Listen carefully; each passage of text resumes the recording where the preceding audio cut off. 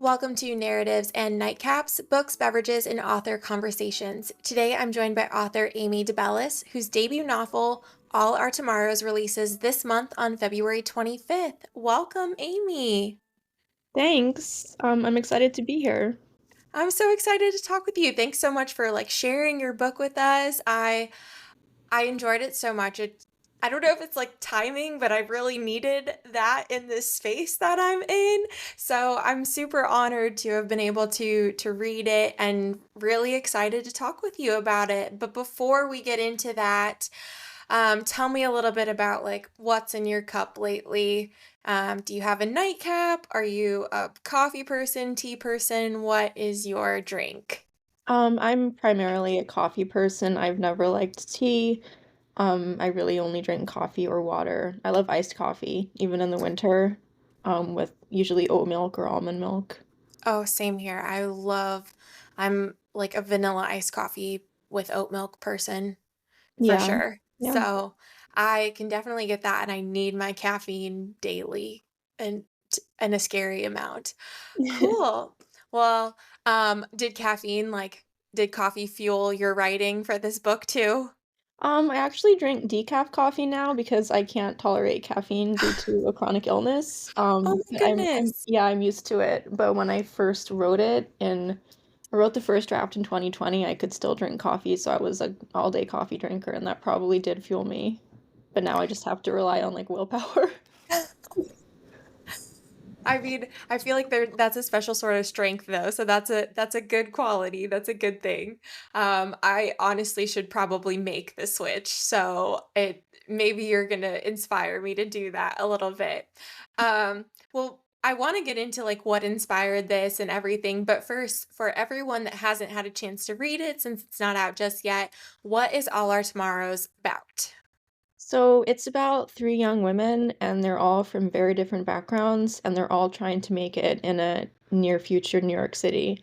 There's Anna, who's a Russian ex-model who is now a sugar baby slash retail worker. And she's trying to save up money for the future because so she's not in it for like the Birkin bags or the Louboutins.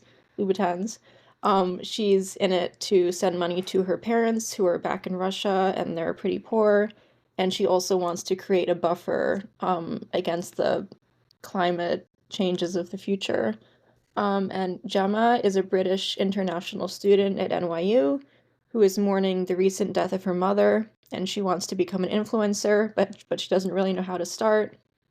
And Janet is she's a Korean American online grievance counselor, and she spends her days answering anonymous letters from people and setting them up with specialists who might be able to fix their problems. And all three young women feel isolated in some way, and they all face struggles, including unstable or complicated relationships, climate anxiety, and a general sense of dread and alienation. Yeah, I think something a lot of us can relate to Yeah. presently and just over the past few years for sure. So, I guess for you specifically, and that's an awesome thing that it is just so relatable as you read it. But what inspired the central premise of this for you 5 years ago now? So I was actually inspired by a Reddit comment, and I'll just quote like a couple sentences from it. Living on a dying planet with the consequences of all the damage our global civilization has caused are becoming ever more in your face. Our species is already on the slippery slope downwards, and we are rapidly picking up speed. Scream if you want to go faster. And it's not a very happy Reddit comment. It left me with this sense of like dread, and I wanted to put that into a novel, but I also wanted to give the novel a bit of hope at the end because um, I didn't want it to be just like this depressing thing. I wanted to uplift readers a little bit if I could. But yeah, I wanted to put the sense of dread and alienation and kind of I don't know, like kind of like this paralyzing anxiety about the future. I wanted to put that into a novel. And if anyone is feeling that, I wanted to give them sort of like a validation, like you're not alone in feeling this. Yeah, no, definitely. And I can imagine well, like I said, I feel like people have felt that way now for a few years, but especially in 2020, I'm sure when you read that and just the state of the world, like everyone was feeling, some sort of anxiety. I'm generalizing, but I would say that that's a pretty safe assumption that they were feeling that. So, okay, so this story then it's centered that's so sorry. That is so interesting and like really fascinating and cool that you just were so inspired by that comment. And I mean, maybe it is like a little bit foreboding and kind of sad, but it's also really powerful. So, Yeah. I wish and I could find the comment, but, like, it's not on the internet anymore, so I don't know how to give credit to the person who wrote it, so sorry, but, like, if you're out there and you're listening, thank you. yeah, no, that's really neat. Okay, so you mentioned the three characters that your story does center around. What was your process like to develop them? Like, did you know right away that you were going to have three characters? Because I feel like uh, I mean, that's not the norm, like normally we have like one central character that we're focused on. So why did you decide that you wanted to have three? Um, by that point, I had written a few novels, and, none of them got published, obviously, but just as, like, warm-up novels, I guess I could call them now, and all of them were just from one point of view, and this would have been my first foray into kind of multi, point of view, and I wanted to just see how I did with that, so Oh, very cool. Would you say that you relate more to one of them or is like a little bit of you in each woman? a little bit of me is in each woman for sure, like, they all kind of represent different parts of my personality, and I don't know, I don't really relate more to one than the others, like, they're all parts of me. Okay. Would you say that one, or was there one that was like easier to write her version or her story than the others? Yeah, I would say, Anna probably, because I just loved writing her scenes because I feel like the way that she thinks is kind of the way that I think. And I also tried to give each woman a particular, like, kind of voice. Like, Janet's voice is very, like, cynical and sarcastic, and that was also very fun to write. I mean, they were all fun to write, but, with Anna's sections, I could let myself be very, like, poetic and use a lot of metaphors and similes, and I love doing that. Like, I love writing like that. So I felt when I wrote her sections, I could be, like, the most true to my own, like, authorial voice, if that makes sense. Yeah, absolutely. That's really cool. So, whether it was Anna or somebody else, this was one thing in some version, like I love to ask this to authors, but for all our tomorrows, without spoiling anything for everyone else, were there any like particular moments or scenes that either felt particularly personal or cathartic or that you just really enjoyed writing? I really liked writing Anna's dinner party with Warren, like, where first she's wandering around, and I had some fun writing it, like, her discomfort, this tipsy older woman who kind of gloms onto her, um, and, I liked writing when Gemma and her boyfriend are talking. I don't wanna give any spoilers, but, like, the last scene between the 2 of them was very fun to write, that was very cathartic. Because I feel like we've all known a guy like that. I don't know, maybe not, but I have, so that I was think it's safe cathartic. to safe to say. Yeah. Oh, that's really no, that's awesome.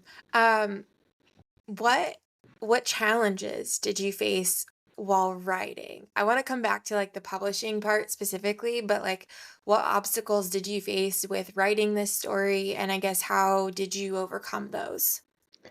Um, the timeline was kind of hard. I mean, that's kind of a boring thing to talk about, but, like, just figuring out how everything fit together, like, this happens on a Tuesday with Anna, and then, like, on Tuesday, what is Janet doing? And then on Wednesday, like, this scene with Gemma happens, like, just figuring all of that out was a little bit difficult for me because my brain doesn't really work that way. I'm more of, like, a pantser than a plotter when it comes to writing, so I had to be very, like, methodical about that, and also just, like, at the end, kind of tying up all the loose plot threads that maybe was a little bit difficult, but not that difficult, but, it didn't come naturally, like, plot stuff is difficult for me. So you're not one of those writers that like knows the end before they start. I had no idea what was going to happen. Like in the early versions of my drafts, things were very different and things were going to go in a different way, and I just changed course maybe a little bit partway through the novel, and yeah, I really had no idea where I was going at the beginning. I mean, I think that's fair, and I think there's so there's like no one right way to do it. So, I mean, if there's anything I've learned in talking to like different writers and different authors is that everyone sort of has their own spin on how it all comes together, but that's just why I find it so interesting to like hear how everyone's brain works and brings the stories to life. So, as a debut author, and you mentioned, and I saw on your website too, like you've written so many other things, poetry, like short stories, all of that. I think that's amazing. You said you had warm up novels, which is, I'm gonna steal that and like tell that to other people for sure. Um, but can you describe a bit about like what your journey was like to for this book to be published? Yeah, so when I first wrote this book, I had an agent, my first agent, and we went on submission with it in late 2021, and it died on submission by I think mid 2022. And by that point, my agent and I parted ways because she was leaving the business a little bit, and I think she's an agent again now, but she kind of dipped out of agenting for a while. So at that point, I didn't have an agent, and my book had died on submission, and that was actually the second book that had died on sub. So it was a little bit discouraging. But a few months later, I was like, well, I really want this book to be out in the world. So I thought, why don't I submit it to small presses because I don't need an agent to do that. So I did that, and Clash loved my book, and they were like, "We want to publish it," and I was like, "Yeah, I'm finally going to be a published novelist." So that was it. Was all in the end turned out okay. That's amazing. I mean, for people outside, like the publishing world is not at all like what you see in movies and things. So for you, having now been a writer, like an experienced writer, and been doing this for a few years, what was the most surprising part of publishing? The most surprising part of publishing, um, I think just like maybe how much work you have to do to market yourself. And it's not just me as a small press author, it's also Big Five authors. I've heard this from my friends who are with Big Five publishing companies. Unless you're like, you know, RF Kuang or somebody really famous at the top of the heap, you really have to kind of push to get yourself out there. You have to reach out to influencers to send arcs to them. And I didn't mind doing any of that. It was fun. Like I loved wrapping the arcs up and like mailing them to people. But it did surprise me how much marketing you have to do and how much you have to push and kind of brand yourself. And I actually touched on that in my novel, even though I hadn't realized that yet. Like a lot of a theme in All Our Tomorrows is like how you have to sell yourself and your personality and create a kind of persona in order to succeed, which ended up kind of happening to me. So Yeah, that's interesting that like not foreseeing that was a big part of that. Yeah, I think so many people don't see that or understand that. And I know I've worked with some authors or talked with some authors who like don't want to do it, and then they're surprised when like their book's not going anywhere, and it doesn't mean that it's not a great novel or anything like that. But yeah, it's definitely changed from what publishing was decades ago to what it is today and to be a writer.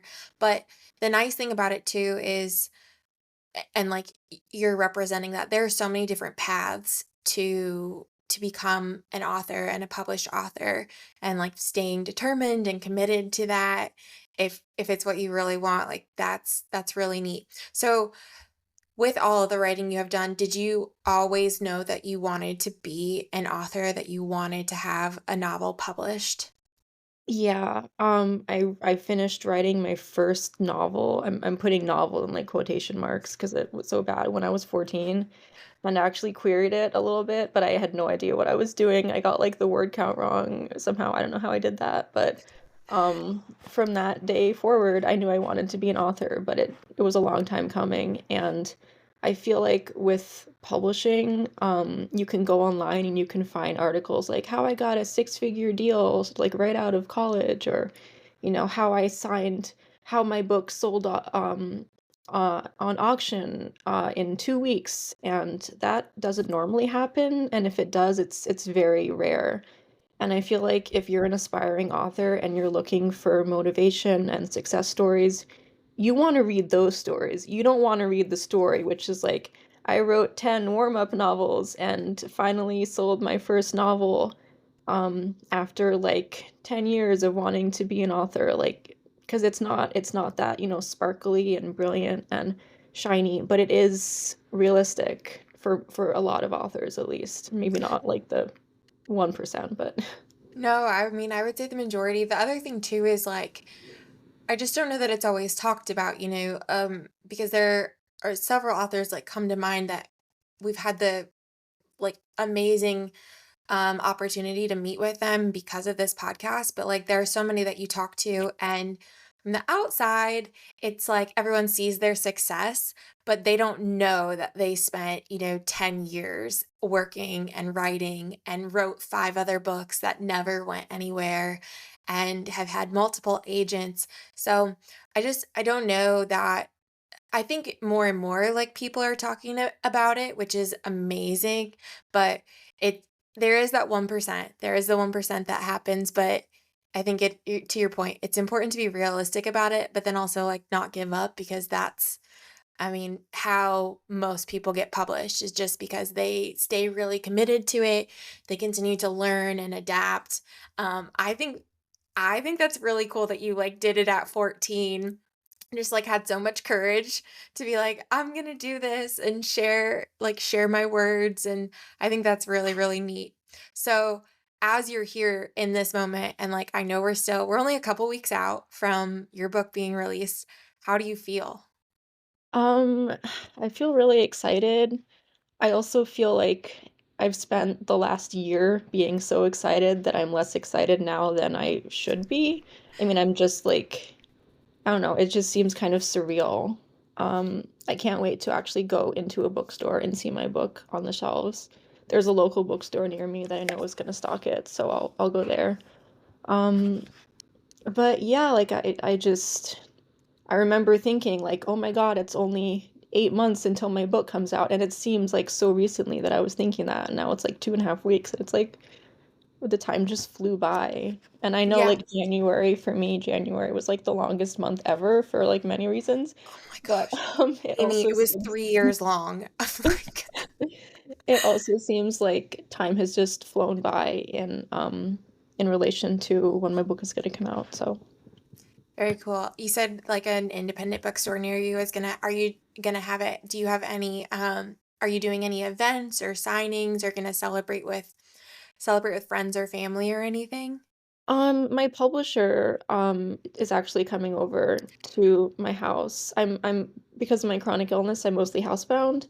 So I can't really do any big events or signings or anything like that, but they're going to come over. It's a mom and pop operation, Christoph and Lisa, so they might just come over and like say hi and celebrate with me and my family. So Oh, that's so sweet. I yeah, it's love really that nice. They're really that's cool. really awesome. They sound so supportive. Yeah, they really are. They've been awesome. Um, how involved, and this is because this changes, so I'm just curious, how involved were you in like the cover design and everything for your book? That's a good question.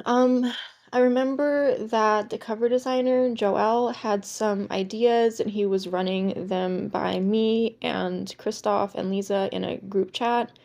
And at first, he wanted to incorporate like the idea of New York City into the cover art, and we were thinking like how we could incorporate the buildings. And he floated some designs, but I wasn't really crazy about any of them. And then he added at the very end, he added this picture of a mask, and he was like, "Oh, I just felt like drawing like a face. I don't know, this is just a doodle, but." And I was like, "Wait, I love this. I love the mask." And Christoph was like, "Yeah, the mask could be iconic." And so we settled on the mask, even though it was just like an afterthought initially. So, Oh, that's so cool. Yeah, I mean, just like the title and the cover alone, like, evokes so much emotion, to me at least. Again, maybe that's because 'cause we're, like, 2 young women. You're younger than I am, but, like, I'm gonna go ahead and categorize myself that way, that we, like, sort of understand that and see that visually, like, from the get-go and just with reading the title and putting those together, but that's really cool that it just kind of happened organically. Yeah, no, I love The Mask because it to me, it evokes, like, all the false identities we might have to wear as we move through the world, like, as women, as, retail workers, grievance counselors in the book, like, whatever. Um, yeah, so I really love it. That's so cool. Um, you kind of touched on it, but I wanna come back to it just in case there's, like, more, but you're you've been working on this one now for, like, 5 years, but have been working to be a writer now for even longer. So, for other aspiring writers or authors out there, what would you say? I would say that if you feel like writing is something you need to do, if you feel like it's not optional, then you might just have what it takes. Like it might take years, it might take several books. You shouldn't expect that your first book will get published. It probably won't, but it's an opportunity for you to build the muscle of being a writer and sharpen your skills. And also, there's this quote from someone, I forget who said it. It was probably a writer, but I've always thought it was very true. It's not that you work and you write and like you sweat and you cry and like finally your reward is being published. The work itself is the reward. I didn't say that, somebody else said it. But it's so true because like being published is great and it's fun and it's exciting to see like my book in Publishers Weekly and reviews and all of that. But what's even more fun is just writing, like just losing myself in. I listen to music while I write, and just hours fly by when I'm writing. So that's truly the reward for me. And if you feel that way too, then you're probably going to be a really great writer. So That's all really, really well said and amazing advice. What do you typically listen to music-wise? If Megan was here, she would 100% want to know this. okay. I listen to a whole bunch of things. Looking at my writing playlist, my most recent one, I listened to Floor. I listened to, hang on, where is it? Oh, okay, I listened to Floor, Purity Ring, a little bit of Taylor Swift, Daughter, Ellis. I'm just like naming random bands. Yeah.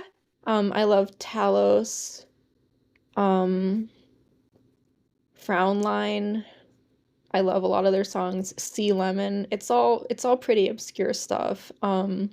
Montgomery. Yeah, those are some of like the top bands. And I also like to listen to music without lyrics. So, Studio Ghibli soundtracks from the like Spirited Away movies, Joe Hisashi. Mhm. Um, those are really good songs as well. They're That's very atmospheric. Yeah, no, for sure. So do you ever hear a song or something and like visualize a scene while you're listening to that? Or you like know later on, like you're playing something and you're just like, or you have like music playing and you're like, oh, like that's definitely this character or this moment for them. Yeah, absolutely. Like one of my recent novels, this one song I obsessed over because I don't know, maybe the lyrics weren't even that applicable to the scenes, but somehow just the sound of the song just spoke to my book. And that song was Home by Ellis. And it was like a romantasy book that's on sub right now. But it has nothing like Home by Ellis is not about fantasy worlds. It's not about like swords and sorcery. I don't know. It's like a modern song. It's contemporary music, but for some reason it really spoke to like the themes and the heart of my book. And I think if I had one song for all our tomorrows, it would probably be Mirror by Porter Robinson. Okay. I don't know why. Again, it's a mystery. I just love that song. No, I love that. I love that you kind of pair something with it. Um, So you mentioned so you have a romantasy on sub right now. Can we have any hints about what may be coming next? I always feel bad like asking that when you're literally should be celebrating this one, but since you mentioned it, I feel like I need to bring us back to that. So you have another completed work out on sub right now. So I don't know how much I can say about it. I really don't. I have no idea. So, but it's about a girl who's sent to assassinate a magician, and they end up falling in love. And yeah, it was my first fantasy novel that I ever completed. Usually I write contemporary or lit fic, but I wanted to see if I could write a different genre, and I really enjoyed the process. So Yeah, that's really cool. That's not easy to do. So, um, that's really amazing that you like challenged yourself too. Um, well, that kind of leads me to, and we kind of talked on like the writer side of things, but I'm assuming you're also a reader. yeah, yeah, I love to read. What have you read lately that you would recommend, or do you just have any sort of favorite books that you love to recommend? Well, my favorite book of all time is The Secret History by Donna Tartt. Yeah. I've read it 3 times, and I would have read it more times, but I don't want to like kind of wear it out, when you read a book so many times that you kind of get sick of it. I don't want to do that. So I have to read it like no more than once every 2 years. That's kind of how I've set it up. I just finished Blob by Maggie Sue, which just came out recently, and it was really good. It was really funny and really unexpectedly touching.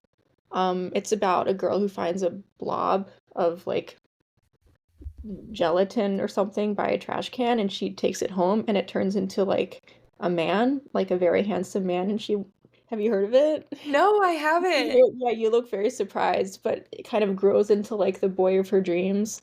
Um, but she keeps making bad decisions and things get very messy, and I just loved it. I loved everything about it. That's really neat.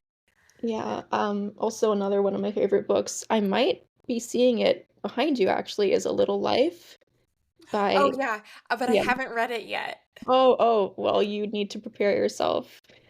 Well, that's part of the reason I haven't read it yet. Yeah, I don't blame you. Um, I've had that now for probably 2 years. Like, I've had it for a while. Um, that that is sort of my, like, TBR section, well, there and, like, above. Um, and I have yours right there. Yeah, I Um, noticed. but I just, like, I haven't read it yet because 'cause I'm worried I'm not, like, emotionally prepared. I mean, you never really know if you're gonna be emotionally prepared until you start reading it. I don't know. I mean, I loved it, but I've got kind of like a thick, like a strong stomach, I guess, emotionally speaking. I don't know. It's rare that a book can make me cry. I think this one did, but it didn't like decimate me emotionally like some Okay. people talk about. But don't take me as like an example. Like I don't want to like you might like read it after this and be like, why did Amy tell me to read it? Like it's destroyed me now. So I don't Oh know. my goodness. No, I want to read it. I really, really want to read it. Actually, Megan and I have both like talked about that book and have wanted to read it. We've even like talked about reading it for the podcast. But when we were initially talking about it, I want to say we read like a very emotional book already. And afterwards, we were like, we need something happier. Like, we need something a little bit lighter for the next one. So, but I plan to read it. I really want to. I've heard incredible things about it. So I'm glad you said something too. And that's awesome to know that it's like one of your favorites. Yeah. Awesome. Any other books? Because I love your recommendations and so far they've been really unique too, which is great. I mean, I could go on for hours, but I just finished Born by Jeff Vandermeer, who wrote Annihilation. Okay. And I didn't love Annihilation for some reason. I might give it another try, but Born, it's kind of like sci-fi futuristic, and what I love about this book is I don't normally read sci-fi, but the language is like literary fiction quality language. Like it's really beautifully written. And for me, that's kind of a non-negotiable in the books I read. It has to have beautiful writing or else I just get bored. Um, That's and it's very about clear in your writing too. thank you. But this woman who's living in like this futuristic dystopian city, she finds like a blob again, kind of like the other book, this little like plant thing stuck in the fur of this gigantic bear who can fly. It's kind of a weird novel. She takes the thing home. She thinks it's a plant at first, but it's actually some kind of alien. And she treats it as her child a little bit, and it grows up and things happen, and no spoilers, but it's a really unique, truly like wonderful book. I can't say enough good things about it. And I it's have to it's so strange in such a good way. I love that. I need to add those to my Goodreads so I don't forget them. So when I'm going back through this before we post it, I'm gonna make sure I put those into my phone so I don't forget that because I love being introduced to new books and new authors. So that's amazing. All right. So All Our Tomorrows is coming out soon. Where can people follow you, find you, stay in touch, and hear all about your book and anything else that's to come in the future? So, my primary social media platform is definitely Instagram. I'm Amy Catherine on Instagram, but the Catherine has four R's. It used to have three R's, but I was printing bookmarks for like promo and I accidentally misspelled my Instagram username. So I was like, oh my God, I can't just like I have all these bookmarks now with the wrong name on it. So I had to change my username. That's hilarious. Yeah. I might change it back eventually, but because 4 hours is like a lot. But so there's that. That's Instagram. And I have a website, amydebellis.com, very easy to find. And I don't really post on Twitter that much anymore. I don't post on TikTok anymore. So that's pretty much it. But my Instagram is very lively. I'm always like posting stories and like yapping about stuff. So No, I love it. I mean, you are.